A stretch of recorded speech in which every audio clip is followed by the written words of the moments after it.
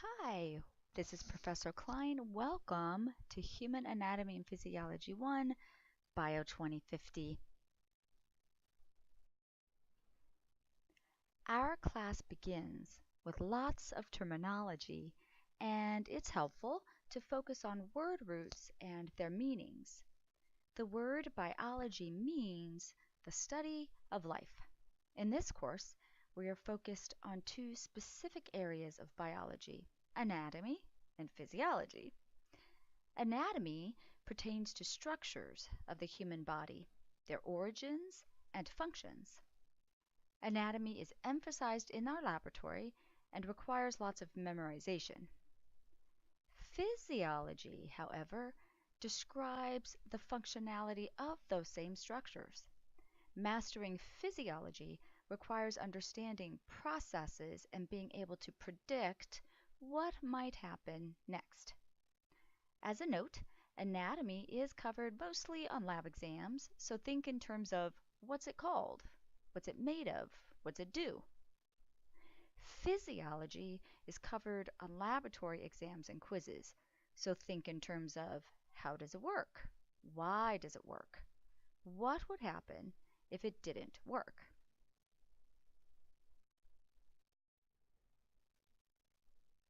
Let's use the esophagus as an example. I don't expect these items to look familiar at this point, so please focus on the difference between anatomy and physiology.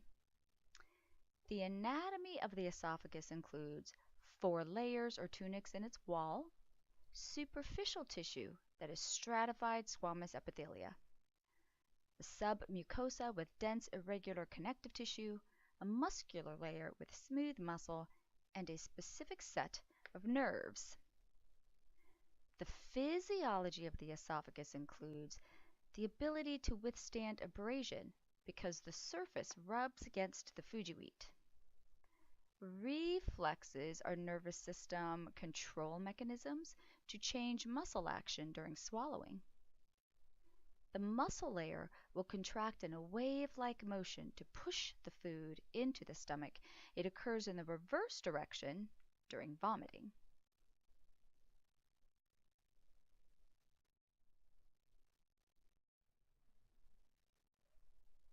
We can divide anatomy into categories. Macroscopic anatomy is that which you can see with the naked eye, sometimes called gross anatomy. We can approach the body in different ways.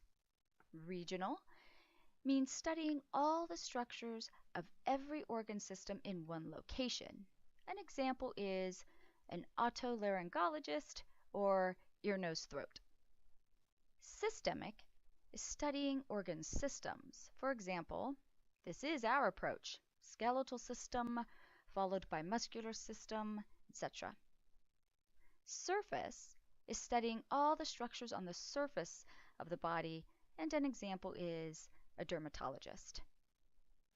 Pathology is studying the disease process and structures. When you are working on structures that are not visible to the naked eye, that category is called microscopic anatomy. Again, there are different ways to approach this discipline. Cytology is the study of cells. Histology is the study of tissues.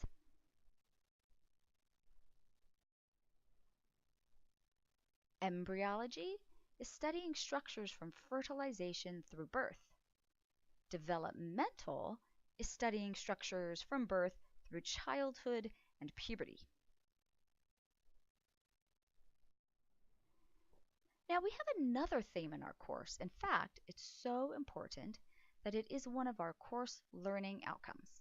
We will continuously focus on the relationship between structure and function.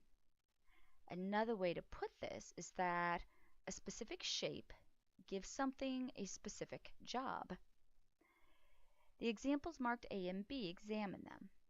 If each oval represents one cell, which option would be best for protection from rubbing against things?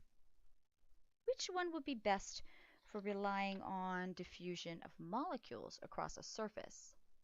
Think these two through. Put your answer in the AMP Cafe discussion board. Your posts to this board count as attendance in lecture. Also, can you think of other body examples that combine the shape of something to the function? Another one of our major themes throughout the course speaks to how life is organized. An atom is the most basic unit. For example, carbon, hydrogen, oxygen, etc. A molecule or macromolecule occurs if you put different atoms together to perform a common function. Organelles, if you put different molecules together to perform common function. If you put different organelles together to perform common function, you get a cell. The cell is the unit of life. If you put different cells together to perform common function, you get tissues. If you put different tissues together to perform common function, you get an organ. Some organs surprise students. For example, one bone or one blood vessel is a sovereign organ. If you put different organs together to perform common function, you get an organ system. And if you put different organ systems together to perform common function, you get an organism.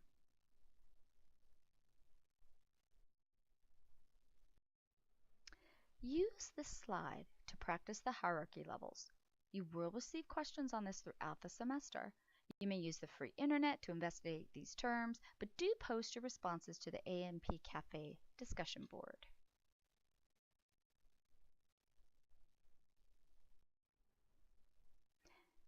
Since biology is the study of life, we need a definition of the term life. In other words, a living thing must exhibit each of these characteristics for us to call it alive. It is not enough to exhibit one or two or even most. Life performs each of these activities. Metabolism. This is the sum total of chemical reactions inside a cell. Cells must run metabolic processes to obtain energy from stored molecules, break down items, or build new items. Responsiveness. All living things react to stimuli. They could react positively or negatively, but they will react in some way. Movement. All living things move. Moving our bodies is an obvious form as well as a cell using a flagellum to move through a liquid medium. However, movement occurs inside cells as well. For example, plant cells perform cytoplasmic streaming, which is movement of cytoplasm around the central vacuole. Even bacteria will have movement of cytoplasm. Growth. This means more than increasing size. Our bodies get larger because of hyperplasia or an increase in cell numbers. But even a single cell can grow larger in size by hypertrophy. Differentiation. All living things have specialized structures. For example, we have a head that contains a brain. That's actually a huge step in evolution, having a head with a brain. This provides for specialization of organs and increased complexity of organisms. However, even a single cell exhibits differentiation in terms of specialized organelles. And while bacteria do not have organelles, they still contain specialized areas of their cytoplasm. Reproduction. All living things reproduce. Homeostasis. This means more than the high school definition of steady state. Homeostasis is the ability to maintain a relatively constant environment with respect to changes in the external environment, or stated more simply, the ability to keep the inside about the same even though the outside is changing. Homeostasis is the goal of every level of the hierarchy.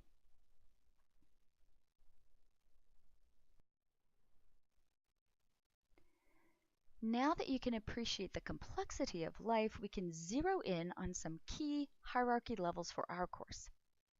Since a cell can perform all the qualities, a cell is considered the unit of life. Now, cells tend to be small.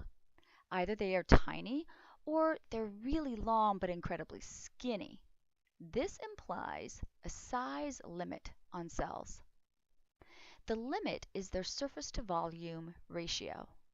The larger a cell is in volume, the more metabolically active it is, and the higher its energy demands will be.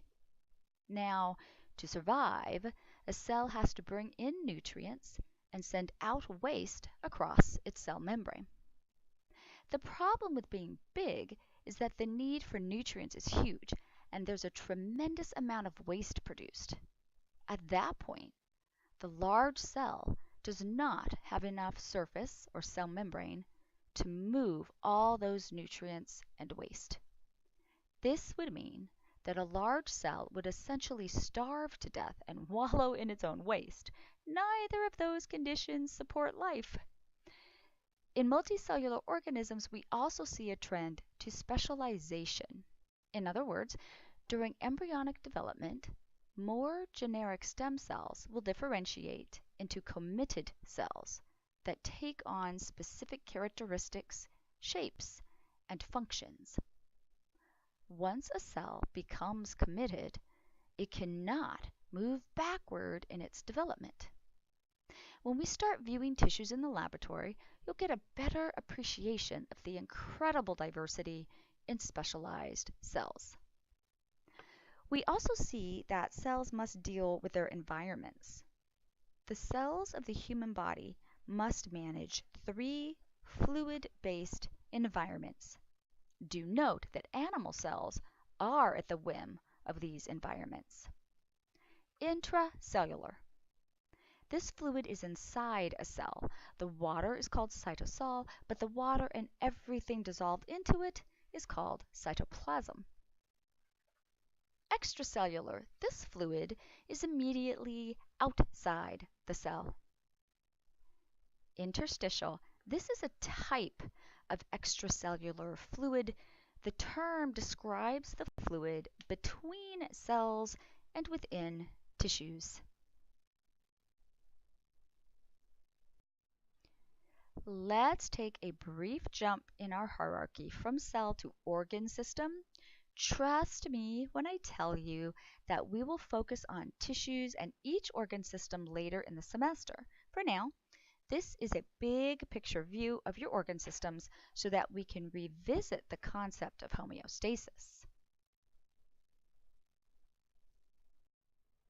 Integumentary. This is your skin. Interestingly, skin, as you think of it with hair, sweat, and oil glands, is actually an organ system. This organ system is obviously a protective covering for your body, but it also makes vitamin D, performs temperature regulation with sweat, stays soft with oil production, and senses several things like pain, temperature, and pressure.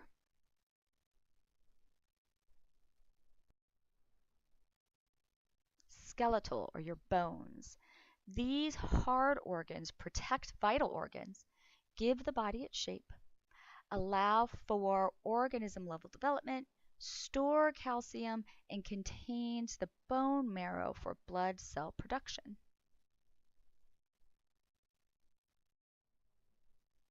Muscular, your muscles. There are 3 muscle types in the body, but all essentially contract or shorten. Depending on which of the 3 tissues does this, organism level movement, facial expressions, organ level movement, and heat production can happen.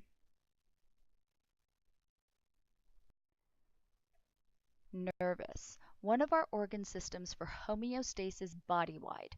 The brain, spinal cord, and peripheral nerves produce sensory input, learning, problem solving, and muscle control. Endocrine. You may know these as glands. These organs also assist with homeostasis across the other organ systems. Instead of using electrical signals and learning like the nervous system, our endocrine system secretes hormones. There are a lot of different hormones, so a lot of different functions. Your body can reproduce, metabolize nutrient and waste molecules, respond to stress, and have a sleep-wake cycle because of the endocrine system. Cardiovascular, your heart and blood vessels, are responsible for transporting nutrients and waste in the blood, as well as moving those molecules back and forth between the vessels and your cells.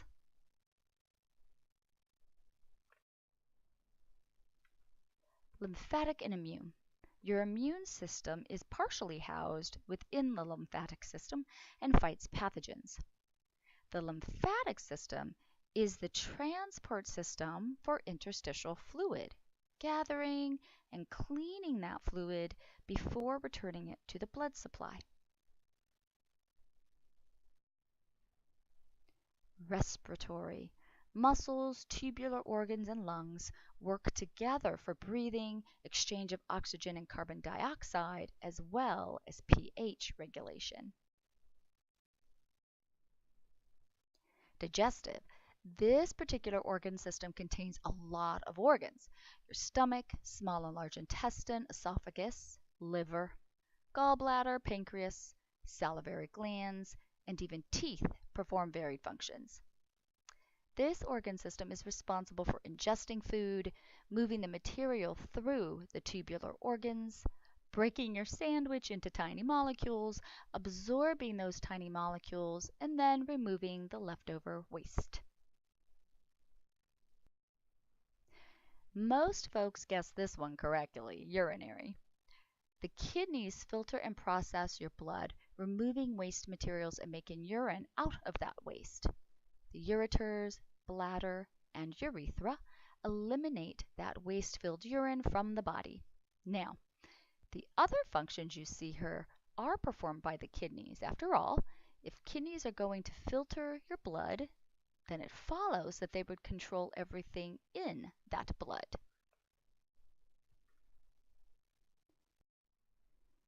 Reproductive. This organ system is responsible for keeping our species on the planet. Interestingly, the primary organs are the gonads, testes, and ovaries, because they make the gamete and the sex-specific hormones. To stay alive, each of these organ systems must communicate with every other organ system to maintain homeostasis. And remember, homeostasis occurs at every level of the hierarchy, from cell to organism. There's a lot to keep track of here, so we will assign two organ systems the role of boss of the body.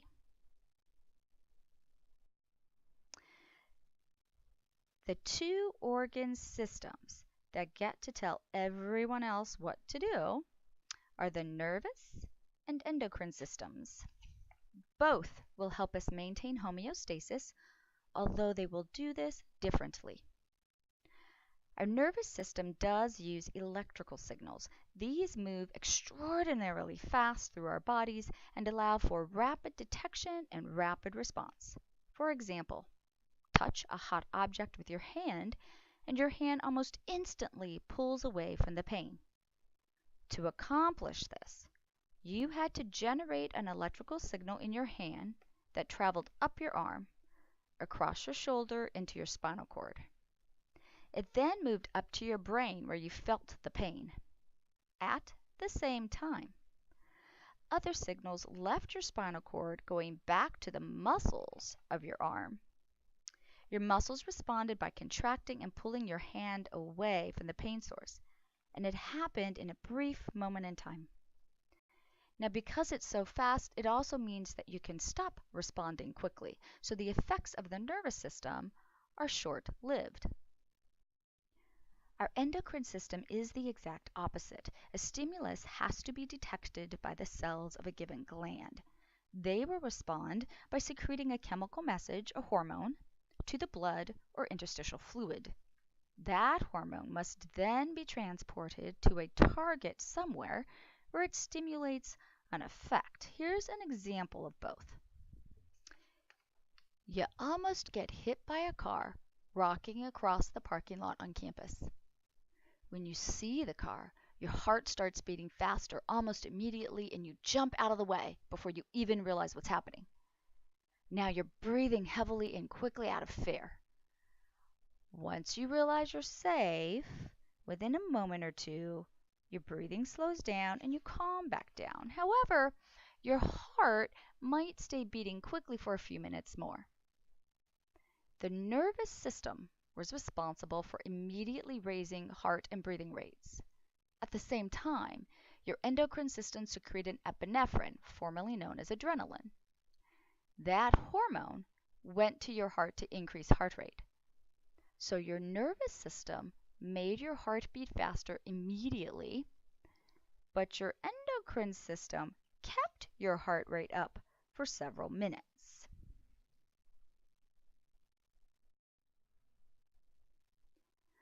All homeostatic systems, regardless of the hierarchy level, must have these components in place to function properly. A receptor detects a change in a variable. These are usually sensory neurons or chemical receptor cells in an endocrine gland. The stimulus, that's the change in a variable. Say your body temperature rises. Temperature is the variable, but the rise in temperature is the stimulus. The afferent pathway is the system used to get that stimulus information to the next place. In the nervous system, these are still sensory neurons, but in the endocrine system, it can be a cell or a chemical messenger. The control center is also called an integration center. This is the structure responsible for determining the proper course of action to go back to normal. This could be your brain, spinal cord, or a cell within a gland. The efferent pathway is the system used to get the information out of the control center to the next place in the chain. This could be a motor neuron or the actual hormone released into the blood supply. The effector is the structure that needs to get us back to normal. This can be a sweat gland, skeletal muscle, salivary gland, or another organ. The response is just that, the response carried out by the effector. So here's an example. You've been exercising and are getting a little hot. The rise in your body temperature is detected by temperature receptors. They send an electrical signal to your brain, which responds by sending electrical signals back out to your sweat glands. Your sweat glands then increase sweat production. The sweat carries that heat energy out of your body to the surface where it evaporates off. Take this example and determine the homeostatic components. In other words, what's the effector, control center, afferent pathway, etc. Use this diagram and post your answers to the AMP Cafe discussion board.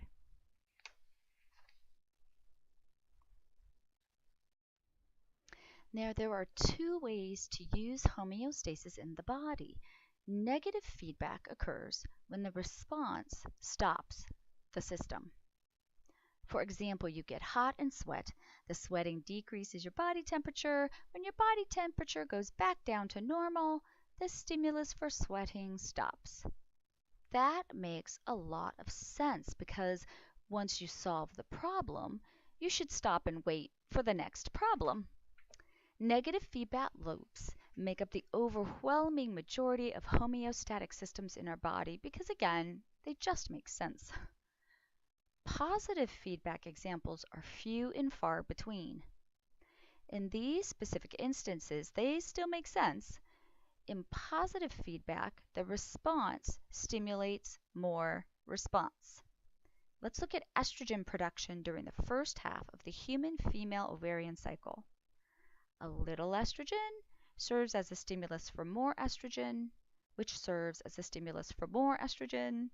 In a short period of time, estrogen levels rise exponentially. There are two other examples of positive feedback to note. 1. Oxytocin production and uterine contractions during labor. And 2. Closing of a small damaged blood vessel in an event called vascular spasm. There are thousands and thousands of homeostatic loops in the body working to keep us alive. It is when we are out of homeostasis that disease states can happen. Diabetes mellitus is a great example of going out of homeostasis. Under normal conditions, if blood glucose becomes elevated, our pancreas secretes insulin hormone. That hormone acts on most of the cells of the body and stimulates glucose uptake. As a result, glucose enters the cells and blood glucose levels fall back down to normal. In diabetes mellitus, either the person can't make insulin, type 1, or their cells no longer respond to insulin, type 2. In either case, the cells will never get the signal to uptake glucose. The glucose stays in the blood supply and then wreaks havoc on our body systems. Note this, glucose is a sticky molecule. It will stick to the inside lining of blood vessels and trigger inflammation. It will also stick to hemoglobin inside red blood cells. Also, glucose sticks to water molecules, so wherever glucose goes, water will follow. It is these two issues that makes elevated glucose levels in the body so horribly dangerous, and why not controlling blood glucose will result in so many diabetic-related pathologies. You can see on the diagram that inflammation is also a problem. Glucose sticking to the inside lining of blood vessels can trigger inflammation. But so can poor quality diets and other lifestyle factors. You may have heard about the importance of an anti-inflammatory diet, and that is absolutely true. Long-term inflammation can lead to scar tissue and destruction of normal tissues and organs. You can see that long-term inflammation is associated with many chronic and destructive diseases. If you're listening to this lecture eating something that contains sucrose, fructose, mannitol, xylitol, dextrose, mannose, or starch, consider putting it down and throwing it away. The same is true for trans fats and oils high in omega-6 fatty acids, corn, vegetable, canola. Yep. And by the way, starch turns to sugar in your digestive system, so that bowl of organic steel-cut oats is still, as far as your body is concerned, sugar.